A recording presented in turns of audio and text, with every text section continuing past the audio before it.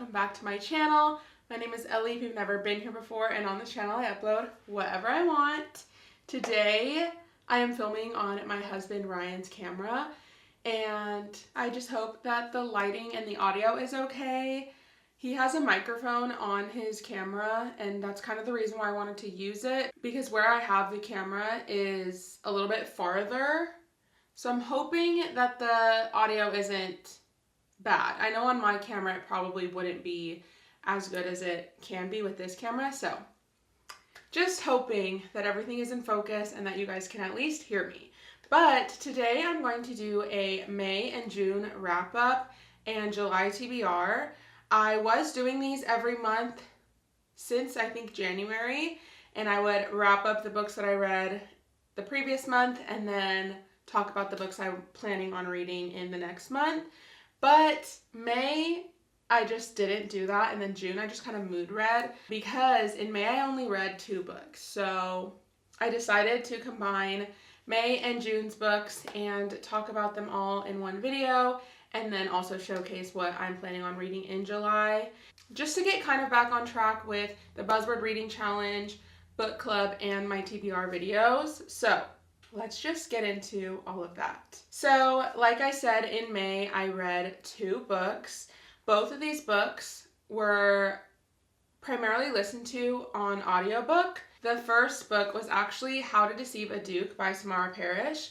I rated this a 3.5 stars, and I actually am surprised by my rating. I feel like I rated this higher than I thought I was going to, just based off of what the book is, like it not being very well known, it being kind of a random book that I picked up just because of the title, like a Duke. I think I picked this out with like Bridgerton in mind. It's definitely been a while.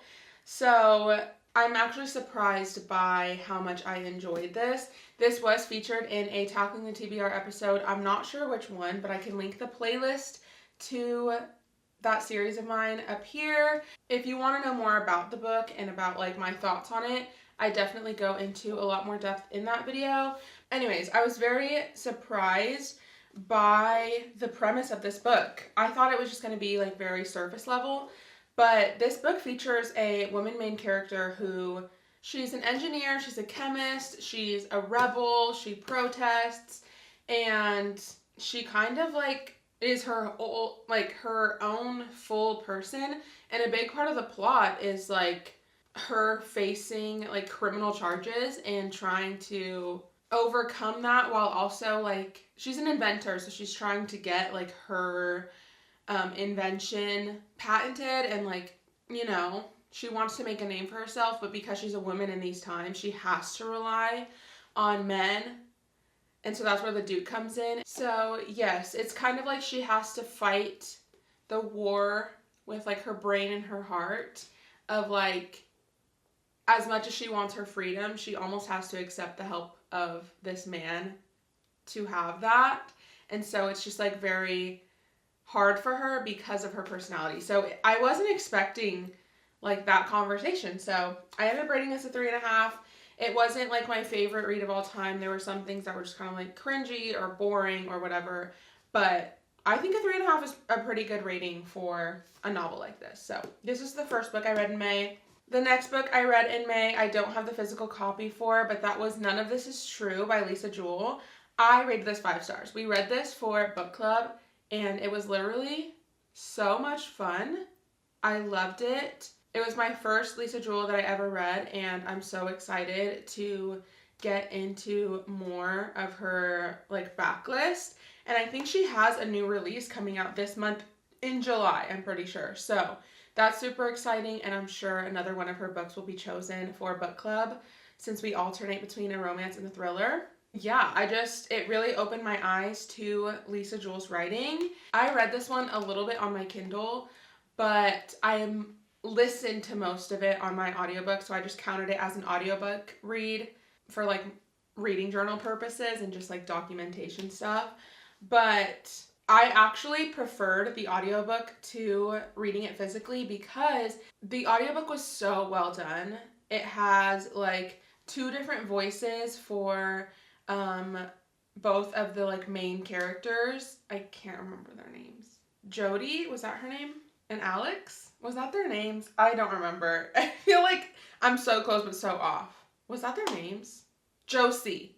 Josie and Alex? I don't know. But they also had like sound effects for like the Netflix documentary scenes, and so it kind of like transitioned well into the next scene, I guess. And I just really, really love this. 5 stars. Like, I really, really enjoyed it. It was such a fun time. So those are the 2 books that I read in May. But starting with the books that I read in June, the next book is The Friend Zone by Abby Jimenez. This was another book that I read for book club, and I don't own it physically. I actually listened to all of this one. So at first, while I was listening to it, I was kind of like, is this hindering my enjoyment? But I realized I don't think it was just the narrators. I think it was just the story itself. And after going to book club and discussing it with my friends, I realized I wouldn't have liked it even if I read it physically. So that was very like validating to hear that other people also had the same like issues with it. This was my first Abby Jimenez, but I'm not like deterred from reading her future books because I consume a lot of book content, especially on YouTube. I watch so much BookTube. And then I also follow a lot of my favorite BookTubers on Goodreads. And the consensus is that The Friend Zone is like everyone's least favorite Abby Jimenez. And I looked at the second book, which, is it the Happy Ever After playlist? I should probably look that up. It is. The second one is called the Happy Ever After playlist. And I was reading the note from Abby Jimenez on this book. She actually added like in the review section. And she said that the Happy Ever After playlist was actually the first book she ever wrote.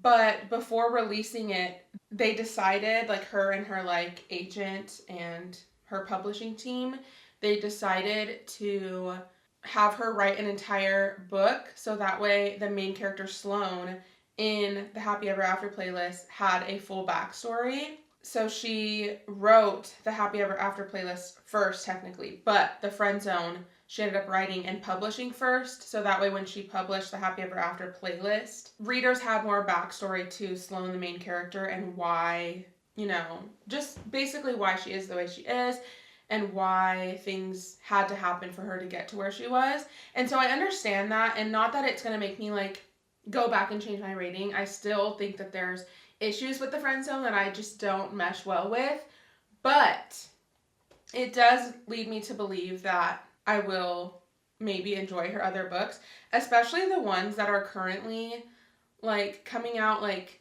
more recent ones, Just for the Summer, Say You'll Remember Me, like Abby Jimenez's more recent books. I've heard such good things about. Yours Truly, Part of Your World, that interconnected series. I'm super excited because I do think that I will enjoy it just based off of other booktubers that I connect well with and trust.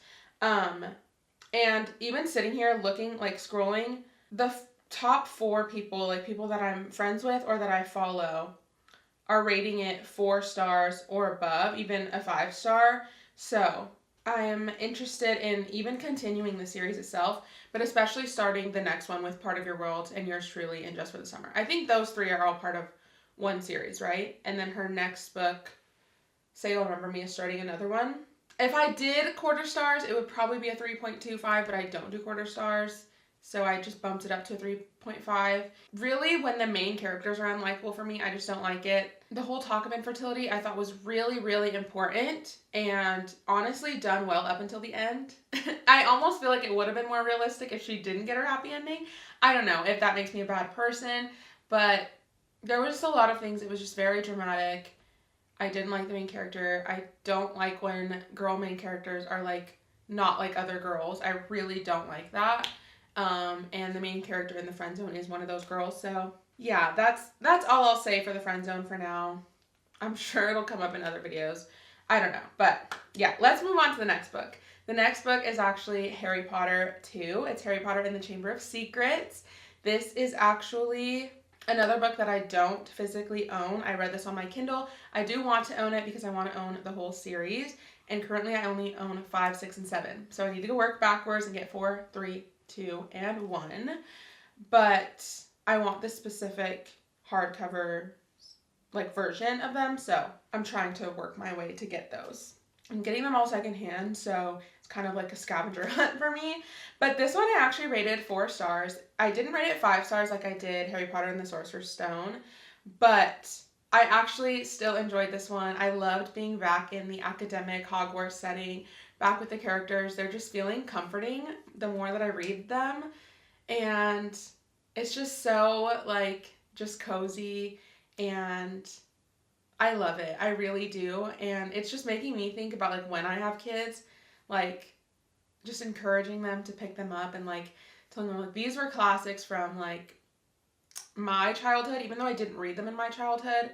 Like they were classics from that time for children, and I don't know, I'm just excited to have them so that way my kids can read them if they want to read them physically. But yeah, it's just a great addition to the series, and I know that it's just up to the person on which book in the series is their favorite, and I'm interested to find out which one is going to be my favorite. It was solid, 4 stars, and I really actually enjoyed the ending to it. I think that's what made it a little bit higher, like on the 4 stars end. I think if it wasn't as like solid of a conclusion, it might have been a little bit lower just because the first half was like pretty slow for me. The way that you're made to believe that like certain characters are going to be the villains and then they end up not, like it still gets me every time. So yeah, I like that about it. The next book that I read in June was actually Brushko by Bruce Olson. This is a memoir, and I read this for my Tackling the TBR series, so again, it's in that playlist. And this one, because it's a memoir, I've decided I'm not going to rate it. I am part of the camp that's like, it feels kind of weird to rate someone's story, like their life story. But yeah, I talk all about this in that episode, so if you want to hear my thoughts, go and check that out. I enjoyed this, I guess, more than I thought I would, just based off of the wording on the cover and the blurb alone. But it still didn't, I guess I was expecting more from the ending, like the impact of this to like modern day. But I guess that's a little like unfair of me to ask for since this was published a while ago. So a few things that I liked from this that aren't even part of like the point was like the cultural aspects of the indigenous tribes, as well as like linguistically how Bruce helps them develop like a written language so that way they can do like translations and stuff. My brain, like linguistic stuff, kind of like scratches an itch, and I'm interested in that kind of stuff. I think in another life I would have become a linguist or gotten some kind of degree in linguistics and see what I could do with that, because languages just fascinate me, and it really bothers me that I'm monolingual. Like, it's just not fair. Like, I just feel like I need to work harder to become at least bilingual, because I love languages. Like, it's just beautiful the way that we communicate with each other. So that's something weird that I was fascinated with while reading this. But yeah, the next book I read in June was Bad Blood by Jennifer Lynn Barnes. This is the last book in the Natural series, and I feel like I've talked about this book so much recently. I also read this in a Tackling the TBR episode. I think it was actually the same one that I read Brushko in, so I talk about all of my thoughts and feelings on this one. But I ended up rating Bad Blood 4.5 stars. It didn't hold up as well as All In did for me. All In, I talked about in my mid-year book freakout tag, but All In was the best sequel, and it really set the standard high plot-wise. This one was up there. It was still really, really good, but I don't know. When I compare it to the series itself, it didn't feel right giving it a 5 stars when I compare it to All In. So it was still really, really good. I highly, highly recommend the Natural series if you haven't read it already. I have the bookmark in it because this is where the novella starts, and I don't want to lose that spot. But yeah, I still have to read the novella. I still have 12 left, but I really like this one. I can't say much about it because it is the 4th book in the series, but yeah, it was a good book, and I don't know. It was kind of sad that I didn't have any 5 stars, but this one was the closest to it, so The last book I read in June was Spells for Forgetting by Adrienne Young. I actually listened to the audiobook for this, and I kind of wish, I don't know, I almost wish I didn't read it, but I'm glad that I did because it marks off 2 prompts. It actually double dips for June on the Buzzword Readathon. The title prompt for June was memory related words, so forgetting is a memory related word. And then the cover prompt is actually celestial, and this cover has like a little star pattern on it. So I guess it's not a pattern, but it has like little stars on it. So I used this book to double dip, and I'm glad that I did because I think if I didn't double dip, I probably would be falling more and more behind. So I'm glad, in the end, I'm glad that it was read, but I do wish that I listened to more Goodreads ratings. Majority of the ratings that I was reading were just kind of like, either people didn't like it or it was just kind of average and kind of boring. And I stumbled across a review that was like, why are all the reviews so bad? Why are all the ratings so low? I rated this 5 stars, and the audiobook is the way to go because it has a full cast of characters. And I was like, perfect, because I'm going to listen to it on audiobook. I was looking for an audiobook anyways. Typically when I'm looking for an audiobook, specifically, like I know I don't have the physical copy, I want an audiobook to do audiobook things like doing my nails, coloring, driving, getting ready. The first thing I do is I look at my buzzword list and see like if there's months where I'm behind or if the current month I'm on I don't have a pick yet. And it just so happened that June I didn't have a pick yet, and it was just a perfect match made in heaven. So I started listening to it and I rated this book 3 stars, just kind of middle of the road, average. It was very, very slow and boring. I'm not going to lie. And I think it wasn't bad. I think the reason why I rated it 3 stars instead of 2 was because there was like elements that made it fascinating and, you know, kind of like gets your heart racing just a little bit. I don't even know exactly what the genre of this is. I would not say it's a thriller. It is not a thriller. It's more of a mystery. Let me actually look into it. That's what I would say it was. Let's see what Goodreads says it is. Fantasy, mystery, romance, magical realism. I would not call it fantasy or romance. I would call it mystery with magical realism. The reason why I guess I rated it a little bit higher is because of the atmosphere. It takes place in the Puget Sound actually, which I'm from Washington, so that's like kind of, I don't know, intriguing to me and surprising to me because I just wasn't expecting it. Even the blurb of it, it just sounds so like intriguing. It says, Emery Blackwood's life changed forever the night her best friend was found dead and the love of her life, August Salt, was accused of murdering her. Years later, she's doing what her teenage self swore she never would, living a quiet existence on the misty, remote shores of Saoirse Island and running the family's business, Blackwood's Tea Shop, Herbal Tonics, and Tea Leaf Readings.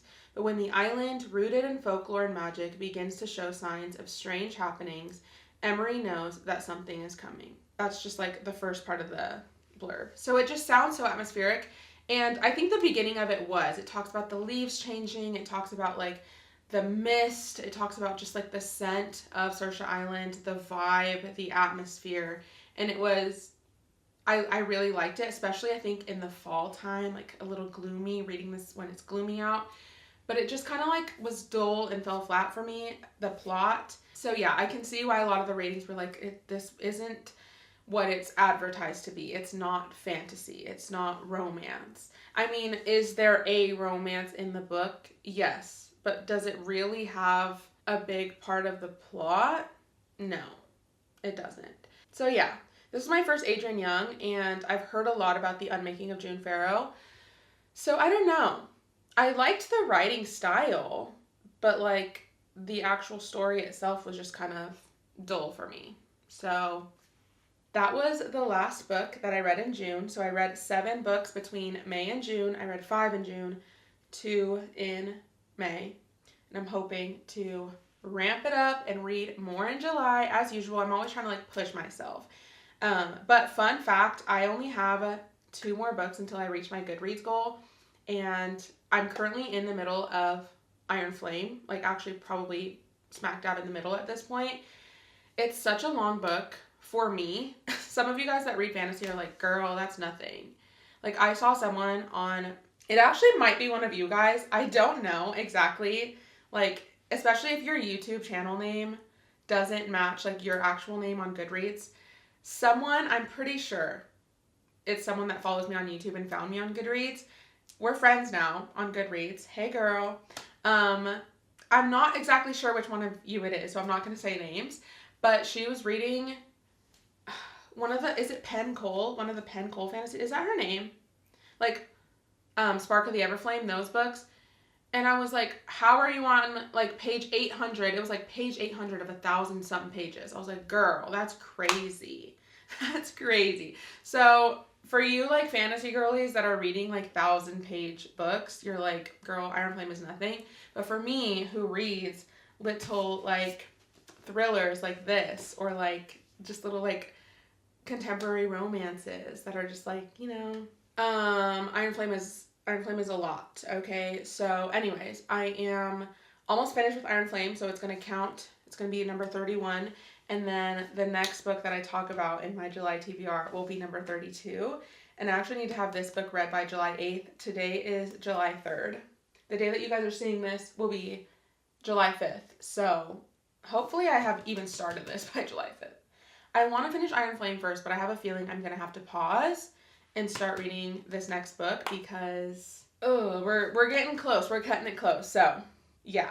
Let's just get into the July TBR. Let's stop teasing. The first book that I'm going to be starting and finishing in July is Verity by Colleen Hoover.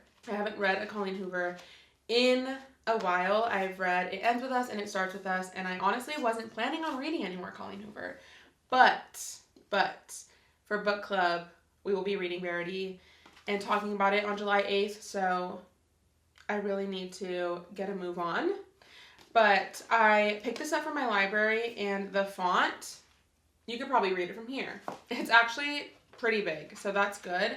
And I think it's short chapters, which is perfect for me. Also, classic Colleen Hoover, that's one of the good things. But short chapters will just get me reading, but it also means that even if there's a lot of pages, there's probably a lot of half pages. But yeah, in total, there are 314 pages of the story, which now that I'm reading, like, bigger fantasy books, I'm like, that's nothing, even though it's still quite a bit. So I'm really excited. I know the movie's coming out. I know this is such a, like, beloved Colleen Hoover book, so I'm excited to see what I think of Verity. And I really don't know much about the plot. I know there's, like, is it like team letters, team manuscript, something like that? Don't even know what any of that means, but I'm excited to be in on the loop, be in on the lore. So yeah, this is definitely going to be the first. Technically, Iron Flame is the first book I'm going to read in July, but it was started in June, so this is going to be like the first book. The next book is actually Save Me, Kurt Cobain by Jenny Manzer. Lacey, if you're watching this, yes, I'm finally going to read this. Back in high school, me and my friends, for like Christmas, I think it was, we gave a copy of our favorite book to each other, and this was Lacey's book, and I've owned it since being in high school.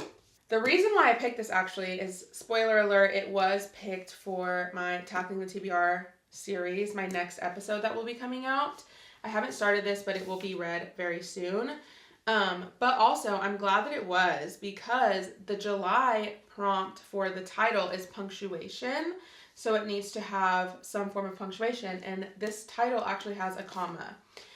So this book has 259 pages. So it is a very short book, and the font is also a little bit bigger because it is a YA book. So this should be a pretty quick read. Essentially, it's about a teenage girl who is struggling mentally. She's been through a lot.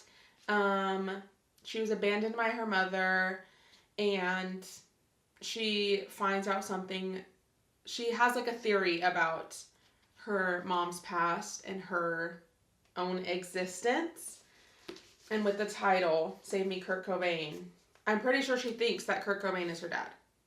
Lacey, if that's not true, sorry, that's what I'm getting from the blurb. But if you want to see my full thoughts, stay tuned for an upcoming episode of my Tackling the TBR series because I will talk more about it. But yeah, that's Save Me Kurt Cobain. The third book I'm planning on reading in July is kind of just a tentative plan. I kind of just want to keep up with finishing this series. So it is Harry Potter 3, which is Harry Potter and the Prisoner of Azkaban, I'm pretty sure. Really, I just kind of want to like keep up with the series and hopefully finish it by the end of the year. I mean, the 6th and 7th books are part of my Tackling the TBR series, so it would be good if I finished it because that would lead me to finishing the Tackling the TBR series. But I kind of just want to keep the series on my radar so I don't like forget about them. I don't think I will, but all of them are available on Kindle Unlimited, which I no longer have. But they're not like they're super popular books, but they're not like super popular in terms of like coming out now and everyone reading them now. So I'm sure I can get my hands on like copies on my Kindle, and I've loved reading them on my Kindle. Like it's just been such a fun, just cozy, relaxing experience. So I'm just trying to keep the books on my radar. Every month, if I don't finish it, if I don't get to it, the third one will just keep getting passed on to future months. But every month you'll probably see the next Harry Potter book on my TBR until I finish it, just because like I said, I want to keep it on my radar and make sure that I am actually completing them. Also, if I want to get to the 6th and 7th books in my Tackling the TBR series, I need to get to that point, so I need to read the 3rd, 4th, and 5th. And so far already, it's happened to me once where I've pulled the next Harry Potter title, but I can't read it. I have to put it back because I'm not up to that point. So I need to catch up to that point so I can continue my Tackling the TBR series. So Harry Potter 3 is going on the July TBR. 2 more books, you guys, on the July TBR, and then I will stop yapping at you and you can go on with your day. But the next book is kind of weird, but I think it's one that I'm gonna try to read in July for just different reasons. This is Dot Wave by Mike A. Lancaster. I have owned this book for so long, since I was in high school. It's one of the older ones on my shelves, and I don't know why I've never gotten rid of it, but there's like a weird backstory to this as well. I won this book. I actually won a few books. This might be one of the last ones that I own still, but we went to like a bingo fundraiser and I won, and I picked a book basket, and this was one of the books in it. It was donated by Bookworm, whatever that is, if it's like a company or something. But this book actually has like pink stains on the side because I think Bookworm is a bookstore in the area that I won this in bingo. But this book was in my backpack, and I also put a drink in my backpack. So dumb. So dumb of me. And it spilled all over the side. But this is a YA, I believe. It says teen, so I'm going to say like young YA. It also says ages 12 plus. But basically what this book is the main character, she's 15 years old, and she's like a hacker. And she comes across a Dot Wave file, and it's like mysterious and intriguing to her because it's like not interacting, what's the word? It's behaving in a way it shouldn't, is what the blurb says. And then there's another character who's doing some like detective stuff. It's funny because he's a teenager and he works for British intelligence. It's kind of giving Naturals vibes. But he comes across the same file, and so their investigations intertwine. And they're trying to decide who's behind it. Is it mind controlling people? And yeah, that's basically the premise of this. I picked this one because the July title prompt is punctuation, which I already have. But the cover prompt is technology. And this is like the only book that I own physically on my Tackling the TBR shelves, not my like TBR cart, because I actually can see one from here with technology.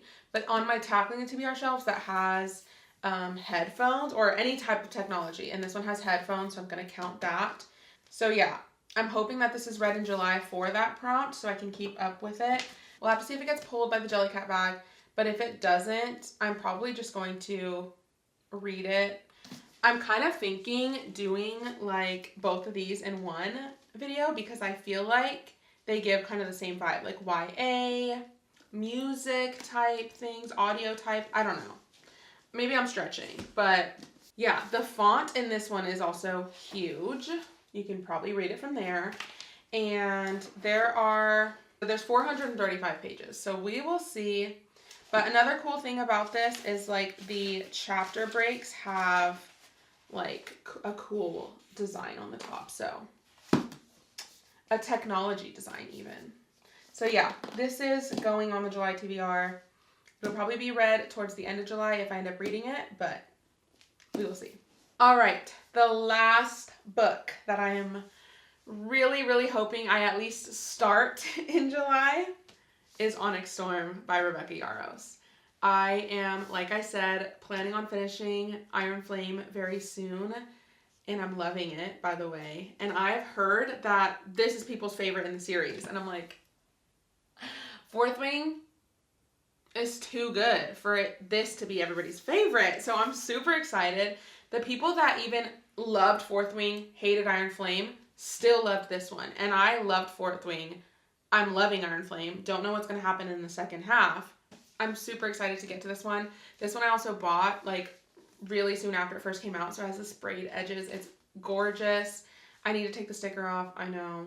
But I'm so excited. I'm trying not to read anything because I don't want it to spoil Iron Flame. But I want to just start this. I want to keep the momentum. I love that series so much. Who knows when the fourth book is going to come out? So I just feel like I need to get to this. So that way when the fourth book comes out, I can pre-order it, I can read it, or even just go pick it up when it first comes out because, like, you guys, when that book comes out, and if this book is read by then, which it better be, obviously, I will probably do a reading vlog for it because I might even do a reading vlog for Onyx Storm. Should I? Comment down below if you want to see an Onyx Storm reading vlog. Even if no one comments, I'll probably still do it. I'm not gonna lie. I'm not doing one for Iron Flame, but I am filming a doing book stuff video, and part of that video is finishing my Goodreads challenge. So I am kind of reading Iron Flame for a video, a little bit. I'm barely starting that video. But anyways, if you want to see me kind of read Iron Flame, check out my next doing book stuff video that will come out soon. But yeah, this book I'm hoping that I can start by the end of July and finish in August. I'm not going to say that I'm going to start and finish this in July because July is just, the summer is just so busy for me. And as you have just seen, I have a lot of books that I need to be reading still too. So, I'm so excited, and I know some of you guys are excited for this too. So, yeah. Anyways, that will be all for today's video. Thank you guys so much for watching. If you stuck through the end, thank you. I know I talk so much. But yeah, if you did stick through the end, comment literally anything. I just love chatting with you in the comments. If you like this video, give it a big thumbs up. If you like me, subscribe, and I will see you guys in my next video. Bye!